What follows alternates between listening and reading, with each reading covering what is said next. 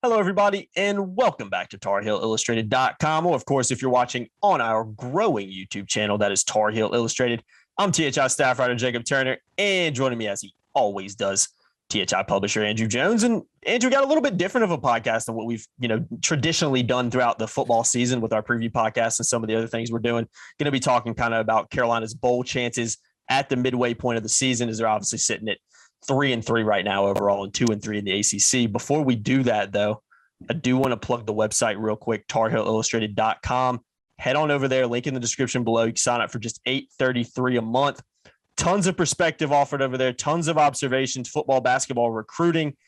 It's a great time to be involved, especially with basketball right around the corner as well. So if you want to get involved over there, sign up for a premium subscription, just $8.33 a month.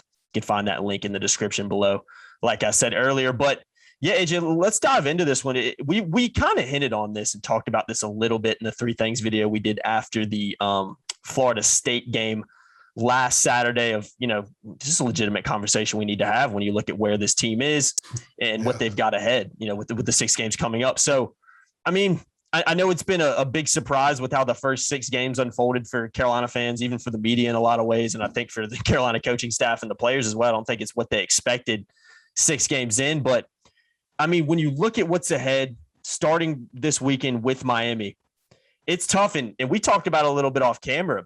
I think this Miami game, when you look at where both of these programs are right now, as compared to what they were before the season, Carolina sitting at number 10, Miami, I think, sitting at number 14. This is a big game for both programs' bowl chances moving forward. And, it's going to be a very interesting one from that perspective. And I don't think we expected to be having this conversation about the Miami game, 3-4 weeks ago. Well, needless to say, the loser's going to have a very challenging time of getting to a bowl. And I think more so Carolina because they played one more game than Miami. Mm-hmm. So they can't make up a game that's already been played. Miami has only played 5. They have 7 more to go. They pick up a win this week to 3-3. And, when you look at their schedule, might not be as daunting as what Carolina has left. And I say that because I think the 4 best teams on Carolina's schedule, they still haven't played yet. Mm-hmm. So they're 3-3. We sat here 2 months ago and said, 5-1, 6-0. I mean, they go talk about them going up to Notre Dame. I mean, we were wrong. We were dead wrong. We were dead wrong. Every person on the planet, even the NC State fans who hate Carolina more than anything on planet Earth, didn't project 3-3. And in the manner 3-3 has occurred. It's not. I've had a few State fans in my mentions recently as well. I'm not sure why, but I'm sure. And I say that to have fun with it because they have not performed anywhere close to expectations. And I know that Mac has kind of downplayed a little bit lately, saying, "Look, we you guys ranked us high, and we were too high. The rankings were ahead, the projections were ahead of where we really were." Well, it's easy to say now, and I'm not sure that the staff saw this coming. He even said when we talked to him Wednesday morning that, look, last year we were 4-2 at this time. The year before we were 3-3, but you're supposed to be much further ahead. You got more of your talent in the program, and you've got a third-year quarterback who 6 weeks ago was a Heisman candidate. Yeah. I understand where he's going with that. I think the point he was trying to make is that our word is still in the process, and they are still in the process. We've been saying as well the last 6 weeks that if you take away the on-field performance, everything else is just in great. The foundation is great. And sometimes you have to take a step back. Sometimes you get knocked off because you're not 100% ready. And you kind of figure out, okay, we thought we were better than we really are in that area. Why aren't we? What happened? So they learn it, they figure it out, and it becomes very useful information as they continue to build.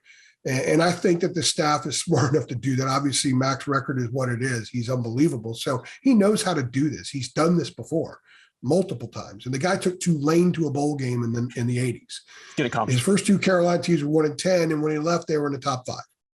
He won a national title. People don't understand. They say, Texas, you should win Texas. Outside of Mac Brown, who has won at Texas since 1980? Nobody. Great point. Yeah, I mean, go back and look at what the Longhorns were before Mac got there. Sometimes it doesn't happen overnight. No. Sometimes you got to stub a few times. That's okay, as long as you learn from it and get better. And I think that's what the program is doing right now. All that said, they were number 10 in the country 6 weeks ago, and there is a very real chance, Jacob, they don't go to a bowl. Very real. Because they got 6 games left, and if they played all 6 of those games today, They would only be favored over Wofford, and they are favored over Miami, which is coming up this week. Mm-hmm. They would not be favored at Notre Dame. They would not be favored at home against Wake. They would not be favored at Pitt, and they would not be favored in Carter Finley. No. So they're going to have to pick one off. They're going to have to improve, and they're going to have to upset somebody, based on the way we see things right now, mm-hmm. in order to qualify for a bowl. And I thought it was very interesting. Mac's message this week was, hey, look, a lot of that stuff we can't reach. We had to hit the reset button. These seniors didn't go to bowls their last couple of years, or their first couple of years. So they want to go to a bowl. They want to close on a strong note. And theoretically speaking, they could still finish with 9 wins in a regular season, still win 10 games if they win a bowl game. And this program has not won more than 8 games since Mac left the first time. So there's still a lot of stuff to achieve. It's just right now the waters are so murky, it's hard to see even a 60-minute performance this weekend where they dot all their I's and cross all their T's, because they haven't done it yet.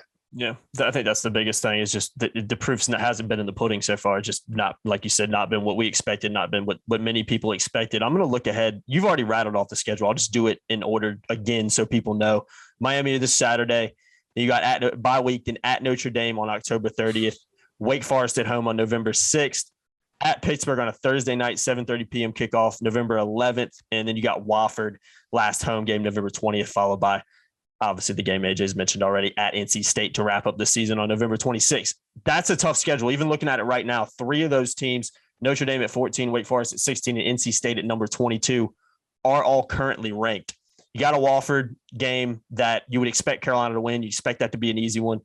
At Pittsburgh is a tough game. You're talking about one of the best quarterbacks in the league, and Kenny Pickett, a really hot team. They're close to being ranked, by the way. Yeah, they're right on the cusp of it. And then Miami, you're looking at this game this Saturday, and you're thinking, Miami and Wofford, on paper at least, should be the 2 games that Carolina should be winning if they want to reach a bowl game. And then maybe if you can steal one of those last 4, which I think this Carolina team is capable of doing, then you're hitting that 6-win threshold and going to a bowl game. But it's very tough. The second half of the schedule is tough.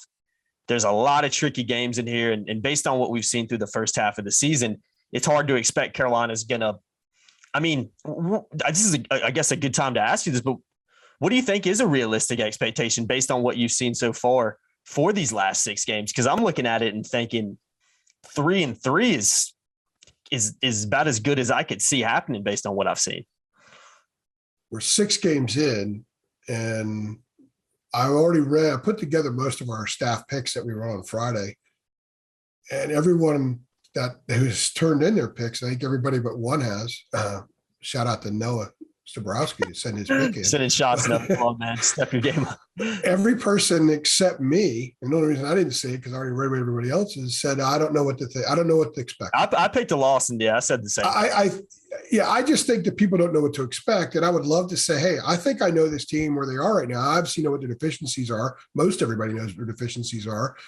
But I don't really know the team. I don't really understand. I don't understand how they don't handle in-game adversity well. Mm-hmm. Like when the defense blows up, they blow up for a while. They go off the rails. It's like it takes time to pick off each little piece and part and put it back on the rail, right? Uh-huh. It takes a while. I asked Mac about that on Monday, and he nodded in agreement when I was asking the question because it's a confusing thing. I think they're having a tough time with it. Do you think it's leadership? I'm sorry to cut you off. Do you think it's leadership? No, one reason I'm asking you that is because Mac made a couple comments on Wednesday about leadership and guys stepping up. Do you think that's an issue in that respect? Yeah, and he clarified it's position group leadership because people say, okay, well, Sam's leader on offense, Jeremiah's leader on defense, and he called Jeremiah a great leader today. Or on Wednesday. Mm-hmm. So yeah, I think that leadership in position groups is it. Also, there's the dynamic where maybe some of your more talented players are very, very young and raw. Mm. And it's just tough sometimes when they're pushing older guys, even though they're not as experienced, they don't have all the knowledge, but sometimes when you're a coach, like, I really got to get that guy in the field. Yeah. Well, if you get a 19-year-old on the field in place of a 22-year-old, that's a tough thing to deal with. Mm-hmm. People think it's just football. You just line up and play, but there's more to it than that. And the psychology of managing a football roster has got to be an amazing thing. And Mac is certainly seeing that right now. He hasn't seen it before, but he did step away for 5 years. And in 2021, it might even be more difficult now than before because everyone's got cheerleaders on social media. Everyone's got advisors on social media. Everyone's giving an opinion on social media. And you can't hide the players from this stuff. And now with the transfer portal being what it is, and so many stories of where the grass is greener on the other side, of course, nobody ever writes about the high percentage of stories in which the grass is not greener on the other side. Mm-hmm. So you got a lot of stuff that are filtering into kids' minds that maybe weren't as much an issue or even at all an issue before. So you've got to manage this stuff very, very well. And I think that's part of what the staff is navigating through right now. Mac also said, when we were 3-3 2 years ago and 4-2 last year, we weren't dealing with expectations. We weren't being judged based on what people thought we were before ever playing a game.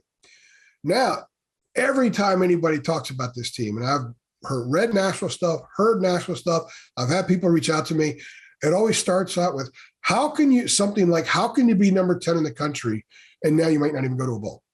Yeah, it's a fair question. That's how everyone's looking at them. And them more than anybody else. If you were to ask the sports writers around the country and very astute college football fans, they would say that right now North Carolina is probably the biggest disappointment in the country. Mm-hmm. But the wonderful thing about sports is sports allows you opportunity after opportunity to get redemption. It gives you an opportunity to fix what isn't working and hum forward without that being an issue anymore. They still have 6 games left. It's a daunting schedule for this team based on the way they performed, but each team in front of them has weaknesses. So if Carolina can fix its communication issues in the secondary, right? Just protect Sam a little bit better in pass protection, do a little better, opening some holes in conventional run blocking. Some receivers got to either get open, they got to put people in the field that will catch the ball when they are open. I know these are a lot of things to say, but you're talking 10 to 15% improvement in certain areas. And it's a very different team. Yeah. So most teams improved during the season. Their first team improved during the course of the season. Last year's team improved during the course of the season. This year's team hasn't really improved yet. They've had a lot of issues that flare up. And when they flare up, it's like they're on fire and they're uncontrollable for a long stretch. They need to be consistent. Matt preached consistency on Monday and on Wednesday. They don't have to be great. Just be consistent. You can coach a game. You could plan a game a little better, at least when you kind of have an idea what team's going to run out there in the field. But they don't know from week to week. Max said the communication was an issue at Georgia Tech. It wasn't an issue at all in any way, shape, or form against Duke. And then it flared up in its worst way against Florida State. It's hard for them to put a finger on that. If you're going to have some communication issues every game, and it's always kind of the same, it's a little easier to game plan around that. But you can't when you got no idea what's going to happen, who's going to show up. Mm-hmm. And I think that's the biggest issue they're dealing with. If they could get a finger on that and fix that a little bit, I think that they have a chance to win some of these games moving forward.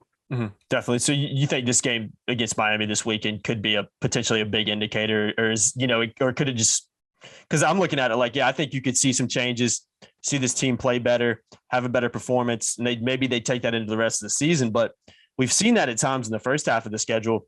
Even looking at Virginia, big win over a good ACC. I know Virginia's a little bit down now since then, has been struggling a little bit, and then they go lose to Georgia Tech the following week. It happened kind of again. You beat Duke easily, rivalry game at home, and then you go lose to Florida State at home and a Florida State team that's not great. So it's a tough one to judge of a win over Miami is great for their bowl chances, but will it translate into a better performance throughout the rest of the season?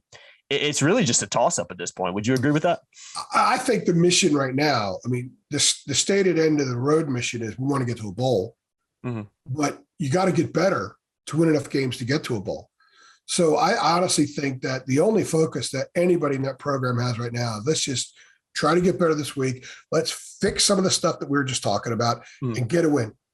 Get a win, stick it in your back pocket, move to 4-3, go into an open week, get some guys rested, get the young guys some work on those Tuesday, Wednesday, Thursday practices, and then come back kind of refocused, refreshed a little bit for a trip to Notre Dame, which is it's a doable situation because Notre Dame has only been really good. They've only been really good once in the fourth quarter against Wisconsin. Yep. They're a good team, and I wouldn't expect North Carolina to go up there and win that game, but at least if you show some progress and you make some strides in these areas, you got to try to build on it, but you can't build on anything until you do it once, then try to do it again.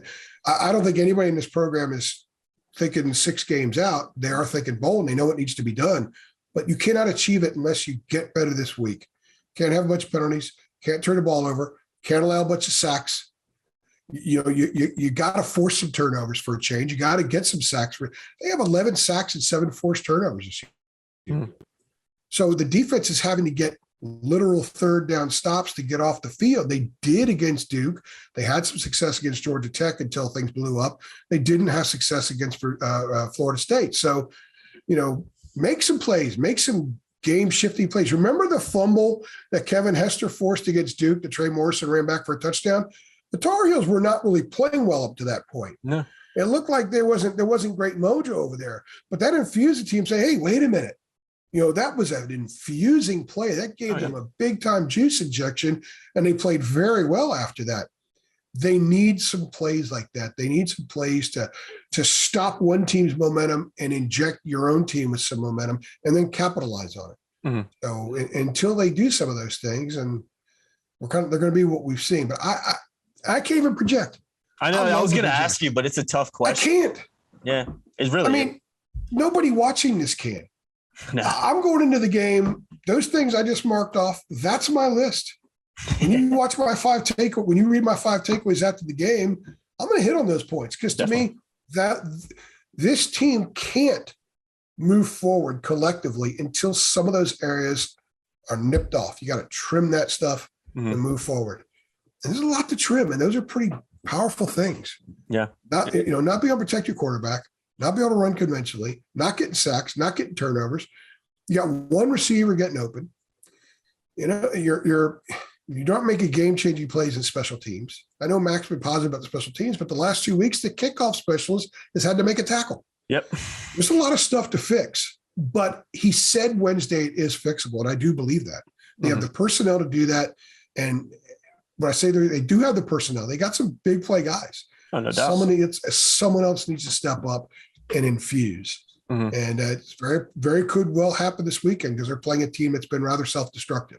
Yeah, definitely. I think Carolina's got a great opportunity to get a win over a Miami team, but I think we were kind of saying the same thing about Florida State last week too. So that's why it's kind of like, is Carolina going to get a bowl game? I have no idea. We'll just have to kind of wait and see what happens over these next few weeks. Right now, I would say 6-6 appears like the best case scenario. I agree with that as well. Yeah, but if you have any intelligence whatsoever, you're not going to take that and make a bet. So. This is each game right now for the rest of the season is like its own season unto itself, and they got to figure out a way to connect positive performances. We talk about connecting stuff all the time. Agreed. They've just been wobbling all over the place. Agreed.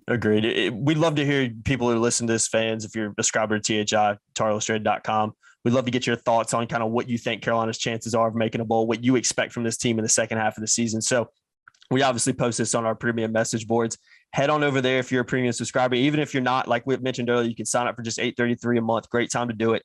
Put your thoughts in that thread about whether you think Carolina's able to do that and what you kind of expect from the second half, because I think we have a really good discussion about this and do this as well. If you think Carolina can get to a bowl game, if that's what you're expecting, go ahead and like this video below as well. We definitely want to hear you guys' feedback and kind of get everybody's thoughts on that. So I think it's a good place to wrap it up, AJ. It's a tough second half schedule, but if Carolina can start figuring some things out and correcting some things, I think this team's definitely the chances of making a bowl game will continue to increase. But if they don't, you're looking at a very tough ask for them to get to that 6-win threshold. So we will see what happens between now and November 26th, I should say. So I've been Jacob Turner. He's been Andrew Jones. Make sure you guys like, share, hit that subscribe button and that notification bell as well, so you know every single time we upload. And we'll see you guys in the next one. Thanks.